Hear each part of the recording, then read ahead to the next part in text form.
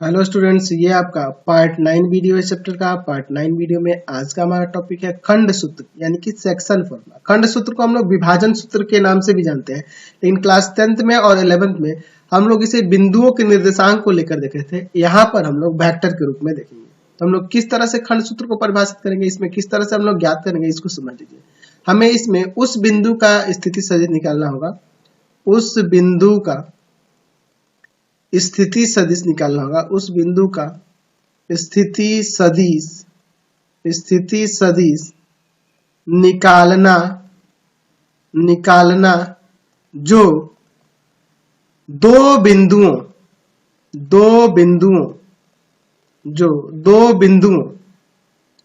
को मिलाने वाली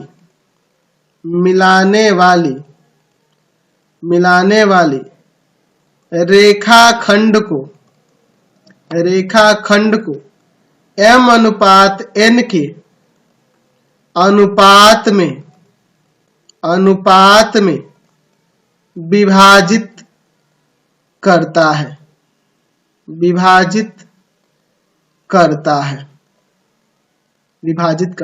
तो हम लोग देखे थे विभाजन अंतः विभाजन भी होता है और बाह्य विभाजन भी। तो यहाँ भी दो केस आ जाएंगे। केस पहले में क्या होगा, जब अंतः विभाजन हो। तो चलिए पहले अंतः विभाजन के लिए देख ले रहे हैं। तो उसके लिए मैं यहाँ पे निर्देशांक तल ले लेता हूं त्रिविमीय, ठीक है। x अक्ष, y अक्ष और ये आपका z अक्ष हो जाएगा, ठीक है। मैं दर्शा देता हूं यहाँ पर x अक्ष, यह y अक्ष और यह z अक्ष हो जाएगा। यह आपका मूल बिंदु हो गया, ठीक है। मैं दो बिंदु लेता हूं आकाश में, यहाँ पे दो बिंदु ले लेता हूं। एक बिंदु ले लेता हूं A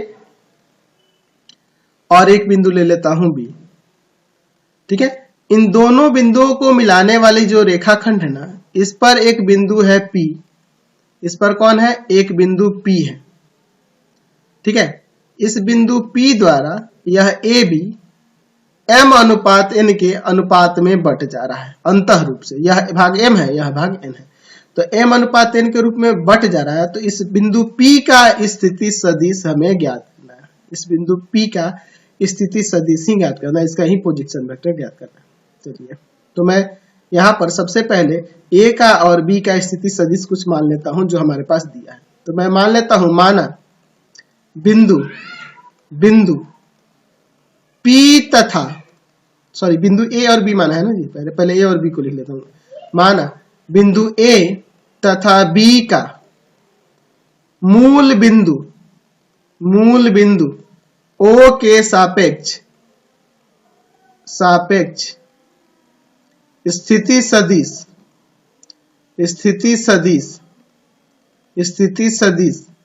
क्रमशः वेक्टर A तथा वेक्टर B है, ठीक है। यानी तात्पर्य यह हुआ कि OA का जो पोजीशन वेक्टर है वह आपका वेक्टर A है और OB पोजीशन वेक्टर OB जो है वो वेक्टर B है। मैं दर्शा देता हूं, यह वेक्टर A हो गया और यह वाली आपकी वेक्टर B हो गई, ठीक है। फिर यहां पे मानते हैं, माना बिंदु P AB को m अनुपात n के अनुपात में विभाजित करता है।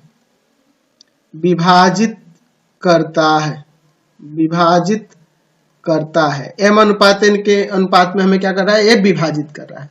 और यह भी मैं मान लेता हूं कि यहाँ पे ये जो वेक्टर OP जो है ना, इसको मैं वेक्टर R मान लेता हूं। इसको पोजीशन वेक्टर, जो इसका पोजीशन वेक्टर से मैं वेक्टर R मान लेता हूं, स्थिति सदिश को वेक्टर R मान लेता हूं। तो इस वेक्टर R का ही हमें मान ज्ञात करना है। अच्छा, चूंकि यहाँ पे ये कह रहा है कि P AB को m अनुपात n के अनुपात में विभाजित करता है, तो मैं यहाँ पे लिख सकता हूं AP और PB का जो अनुपात होगा वह m अनुपात n होगा। या मैं ऐसे भी लिख सकता हूं AP बटा PB बराबर में m बटा में n। क्रॉस मल्टीप्लाई करते हैं यहाँ पर, तो क्या आ जाएगा आपका NAP बराबर में MPB, ठीक है। अच्छा दोनों तरफ वेक्टर लगा देते हैं, तो एन ए पी वेक्टर बराबर में हो जाएगा एम पी बी वेक्टर। कोई दिक्कत नहीं इसमें।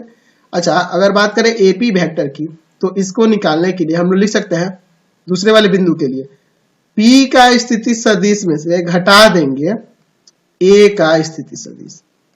इधर क्या करेंगे, M इंटू में B के स्थिति सदिश में से घटा देंगे P का स्थिति सदिश।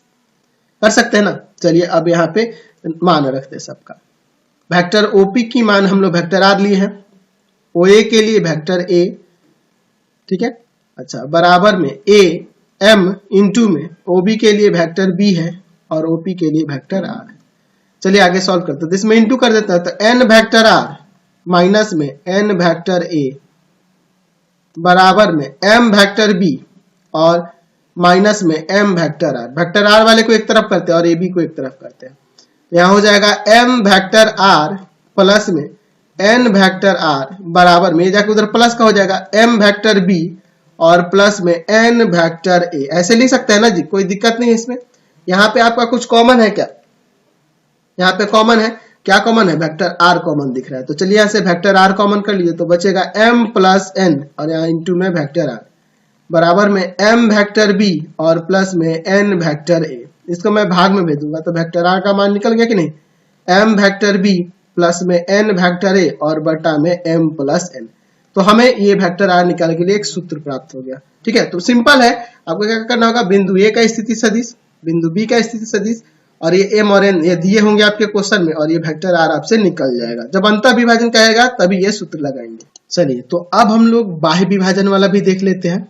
चलिए तो हमारा केस दूसरा जो है उसको देख लेते हैं। केस 2 क्या है, जब विभाजन बाह्य हो, जब विभाजन बाह्य हो उस स्थिति में किस तरह से कराएंगे। तो चलिए इसके लिए भी मैं यहाँ पे त्रिविमीय तल ही ले लेता हूं और फिर इसको समझते हैं। एक्स अक्ष, वाई अक्ष और ये आपका जेड अक्ष हो जाएगा। एक्स, वाई और ये जेड अक्ष। मैं क्या करता हूं, यहाँ पर एक बिंदु ए ले लेता हूं और दूसरा बिंदु यहाँ पर बी ले लेता हूं। इन दोनों को मिलाने वाली रेखाखंड को एक बिंदु, दूसरी कोई बिंदु है, ठीक है, जो इसे क्या करता है, m अनुपात n के, तो मैं बाह्य बिंदु की बात कर रहा हूं, तो ये बाहर की ओर एक बिंदु लूंगा और इसका नाम दे दूंगा बिंदु P। तो इस बिंदु P का ही हमें स्थिति सदिश ज्ञात करना है, जो AB को क्या करता है, तो AB को m अनुपात n के अनुपात में बाह्य रूप से विभाजित करता है, तो उसका हमें स्थिति सदिश निकालना है। चलिए यहाँ पे उसी तरह से पिछले जैसा बताया था मैंने, उसी तरह से यहाँ भी मान लेंगे। माना बिंदु A तथा B का मूल बिंदु O के सापेक्ष स्थिति सदिश क्रमशः वेक्टर A तथा वेक्टर B है, वेक्टर A तथा वेक्टर B है। इसका स्थिति सदिश वेक्टर A है और इसका स्थिति सदिश वेक्टर B है। यहाँ पे मान लेते हैं, माना बिंदु P AB को m अनुपात n के अनुपात में बाह्य रूप से विभाजित करता है, या सिर्फ विभाजित करता है ये भी लिखेंगे तो चलेगा, फिगर में तो दिख रहा है, बाह्य रूप से विभाजित करता है। तो हमें P का ही स्थिति सदिश निकालना है, तो हम P का स्थिति सदिश वेक्टर R ले लेते हैं। ये आपका क्या हो गया, वेक्टर R हो गया। अच्छा, m अनुपात n के अनुपात में यह बाह्य रूप से विभाजित करता है, ठीक है ना।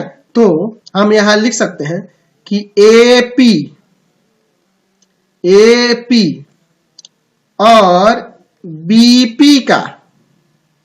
और BP का जो अनुपात होगा ना वह m अनुपात n होगा। AP का और BP का जो अनुपात होगा m अनुपात n होगा, लिख सकते हैं ना जी। चलिए तो हम इसे बटा में भी लिख सकते हैं, AP बटा में BP बराबर में M बटा में N। क्रॉस मल्टीप्लाई करते हैं, क्रॉस मल्टीप्लाई करेंगे तो यहां हो जाएगा N वेक्टर AP बराबर में M वेक्टर BP। समझ गए ना, समझ गए। अब AP वेक्टर के लिए हम लोग क्या लिखेंगे, तो P का पोजीशन वेक्टर में से A का पोजीशन वेक्टर घटाएंगे, ठीक है। और फिर उसी तरह से इधर भी क्लियर लिख देता मैं, फिर आप यहां भी P के पोजीशन वेक्टर में से B का पोजीशन वेक्टर घटाओगे। चलिए अब सबका मान लिख देते हैं। P का पोजीशन वेक्टर वेक्टर R है, A का पोजीशन वेक्टर वेक्टर A है, बराबर में M इंटू में P का पोजीशन वेक्टर वेक्टर R है, और इसका पोजीशन वेक्टर वेक्टर क्या हो जाएगा जी, B हो जाएगा, B का पोजीशन वेक्टर। चलिए इंटू करते हैं, N वेक्टर R माइनस में N वेक्टर A, ठीक है, बराबर में हो जाएगा M वेक्टर R और माइनस में M वेक्टर B। यही ना हो जाएगा आपका। चलिए अब इसके बाद देखते हैं। तो एक काम करता हूं, इसको मैं इधर लाता हूं और इसको ना वेक्टर R वाले को इधर करता हूं, तो ये प्लस वाला उधर जाके माइनस का हो जाएगा, ये माइनस वाला है, इधर जाके प्लस में हो जाएगा। M वेक्टर B और माइनस में N वेक्टर A बराबर में जाके माइनस का होगा M वेक्टर R माइनस में N वेक्टर R। यहाँ वेक्टर R कॉमन है तो यहाँ M वेक्टर B माइनस में N वेक्टर A बराबर में R कॉमन करेंगे, M माइनस N बचेगा, ठीक है। इसको भाग में ले जाएगा तो यहाँ से वेक्टर R बराबर में क्या हो जाएगा, M vector B minus N vector A बटा में M माइनस N। ये आपका बन जाएगा सूत्र। समझ गए। अच्छा, अब इसके आधारित एक मध्य बिंदु सूत्र भी हम लोग पढ़ते थे। मध्य बिंदु सूत्र याद है, मध्य बिंदु सूत्र हम लोग 10th में भी और 11th में भी पढ़े हैं मध्य बिंदु सूत्र। चलिए उससे भी समझ लेते हैं। मध्य बिंदु सूत्र यहां भी आएगा किस तरह से, मैं उस बिंदु का स्थिति सदिश निकालने की बात करूंगा, स्थिति सदिश निकालने की बात करूंगा। स्थिति सदिश निकालना जो दो बिंदुओं को मिलाने वाली रेखाखंड का मध्य बिंदु है, ठीक है, मध्य बिंदु है। चलिए समझिए इसको। मैं यहां पर एक त्रिविमीय तल ही ले लेता हूं, ये x अक्ष हो जाएगा, यहाँ पे ये y अक्ष हो जाएगा और एक z अक्ष भी ले लेता हूं, ये आपका z अक्ष हो जाएगा, ठीक है।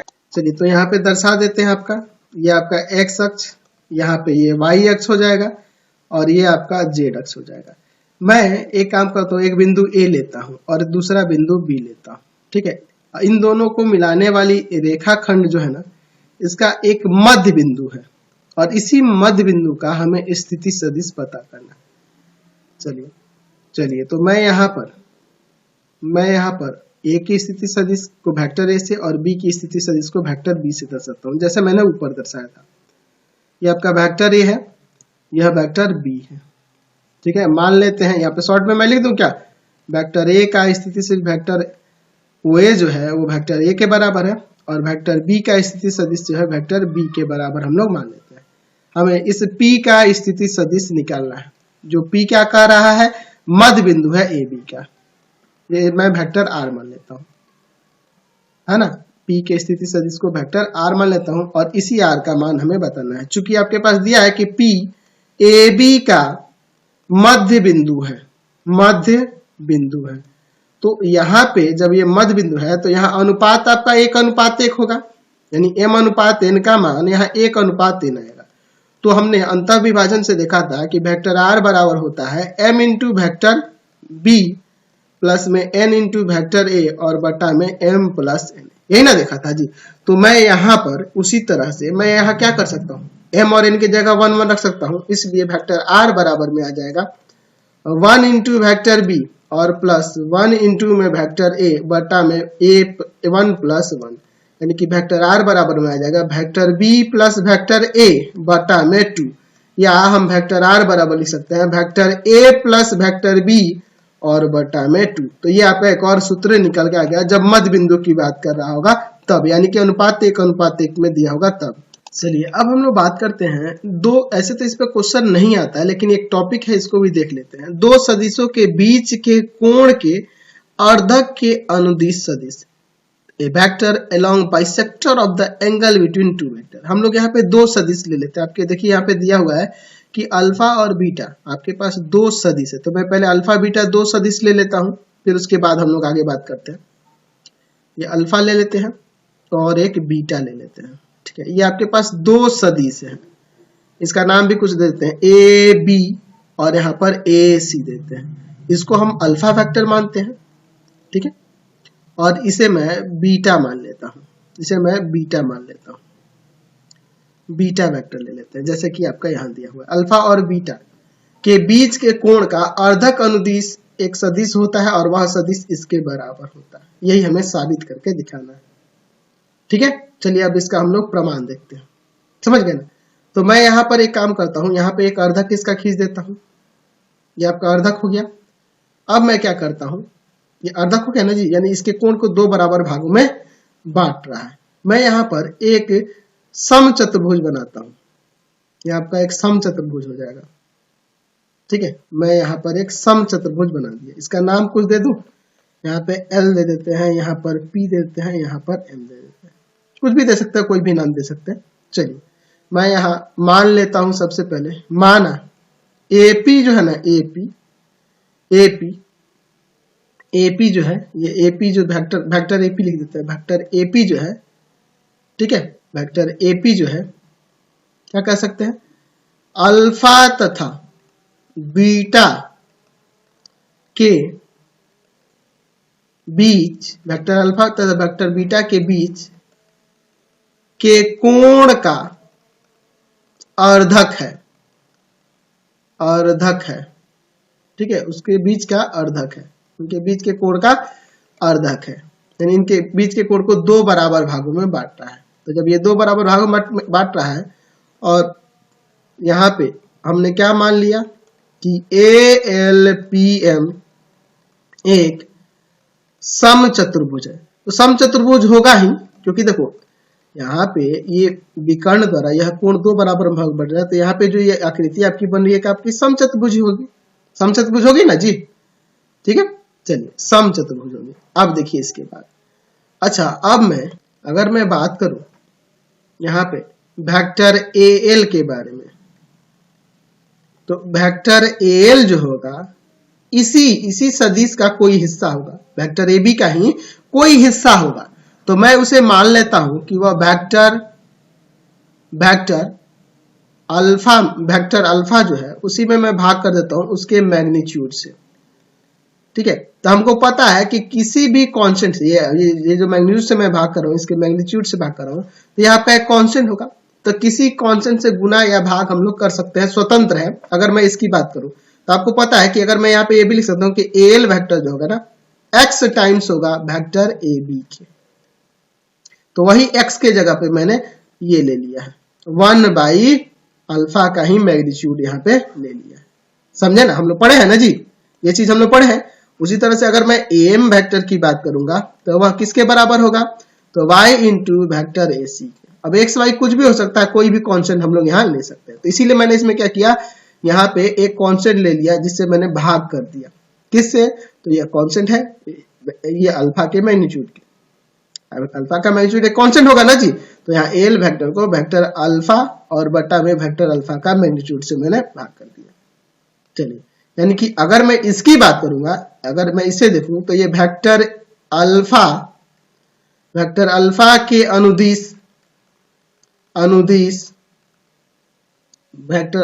के अनुदिश इकाई सदिश होगा, या इकाई सदिश को निरूपित कर रहा है ना जी, यूनिट वेक्टर को निरूपित कर रहा है।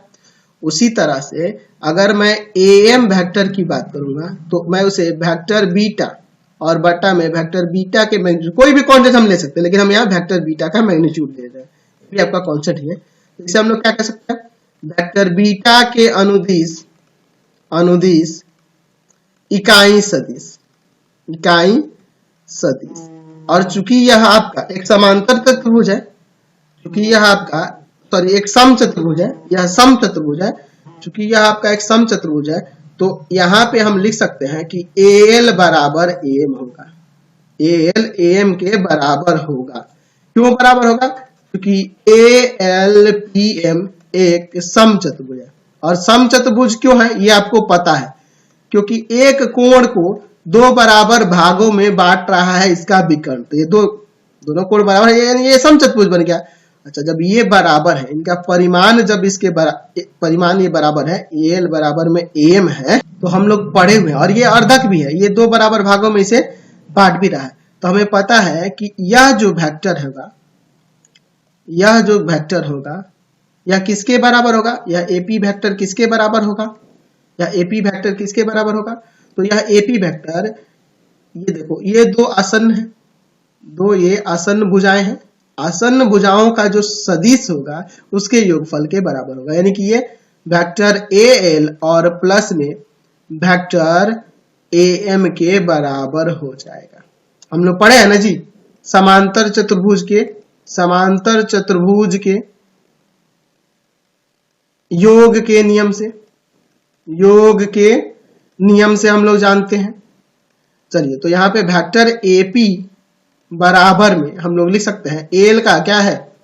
वेक्टर अल्फा बटा में वेक्टर अल्फा का मैग्नीट्यूड, और AM के लिए क्या हो जाएगा? वेक्टर बीटा बटा वेक्टर बीटा का मैग्नीट्यूड। ये किसके बराबर दिख रहा है? तो यहाँ लिख सकता है कि अल्फा तथा वेक्टर बीटा के बीच के कोण के अर्धक के अनुदिश एक सदिश हमें प्राप्त हो जाएगा। तो यह क्या होगा? वेक्टर अल्फा और वेक्टर, यानी कि दो अगर आपके पास वेक्टर दिए हों तो दो वेक्टर के बीच के कोण का जो अर्धक होगा उसके अनुदिश अगर मुझे कोई सदिश निकालना होगा तो मुझे क्या करना होगा? एक सदिश के उसके मैग्नीट्यूड, यानी कि दोनों का यूनिट वेक्टर निकाल कर जोड़ लेंगे। यहां तात्पर्य यही हुआ कि दोनों सदिशों का यूनिट वेक्टर को जोड़ लेने पर उन दोनों सदिशों के बीच के कोण का जो अर्धक होगा उसके अनुदिश हमें सदिश प्राप्त हो जाएगा। दो सदिशों के बीच के कोण के अर्धक का अगर आपको सदिश निकालना होगा तो दोनों सदिशों के इकाई सदिश निकाल के उन्हें जब जोड़ लेंगे, देख लीजिए सदिश है, जब उसके मैग्नीट्यूड में भाग करेंगे तो इकाई सदिश आएगा, यानी कि दोनों के इकाई सदिश का योग के बराबर हो जाएगा। दोनों सदिशों के इकाई सदिश के योग के बराबर होगा। वह दोनों सदिशों के बीच के कोण का अर्धक किसके बराबर होगा? दोनों सदिशों के इकाई सदिश के योग के बराबर होगा। तो ये आपको याद रखना होगा। तो यही आपके कुछ नियम थे। अब हम लोग सीधे एक्सरसाइज में चलेंगे। इस नियम की कोई आवश्यकता नहीं पड़ेगी हमारे एक्सरसाइज में, फिर भी मैंने बता दिया। आपको हमारे 3 चैनलों को सब्सक्राइब करना होगा। पहला है पाथ फाइंडर क्लासेस छपरा, दूसरा है भारती भवन रविकांत सर,